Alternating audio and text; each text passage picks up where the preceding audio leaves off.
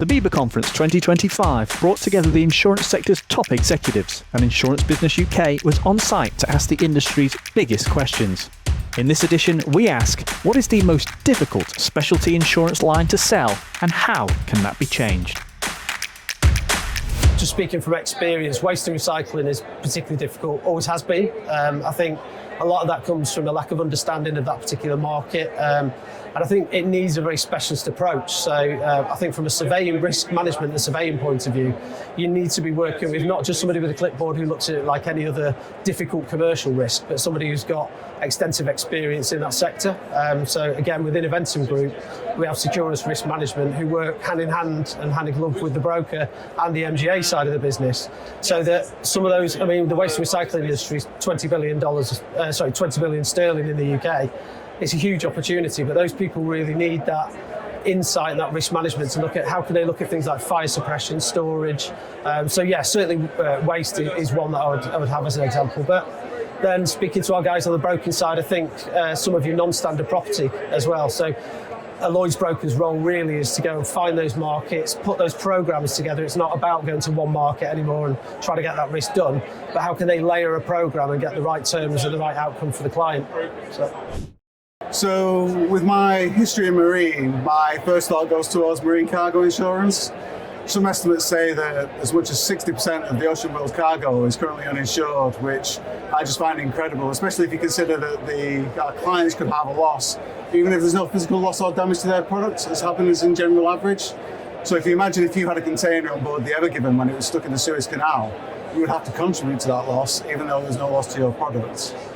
If I think further afield to other lines, then perhaps terrorism. Selling our commercial products versus the usual route to market can provide challenges. And whilst I think the risk is well understood in the cities and major conurbations, perhaps not so much further afield. So if I think about tourist destinations, for example. But for me, cyber is the big one. Despite headline-grabbing news, as we saw just last week with a large national retailer, many SMEs do not see this as a perceived risk. How do we engage with them in this? Education, education, education. I think we have a role to play here, educating our brokers and clients to show them the risk they face. Well, in the financial lines sector, I think the most difficult product to sell is the management liability product. Management liability product is a blended D&O, employment practices liability, corporate legal liability, and crime product. We think that only about 10% of UK limited companies actually purchase ML, and those are with turnover of less than 250 million. So that's not a really good hit rate. Despite that product providing really critical coverage for directors' personal assets and other management liabilities that the board faces on a day-to-day basis. So I think the solution is really to increase the value of the product in the eyes of the client by moving away from a sort of one-size-fits-all online portal approach to a more underwriter-fronted approach. And then what you do is you put the technology behind the underwriter, which allows for speed of delivery and reduces things like misrepresentation and broker E&O risk.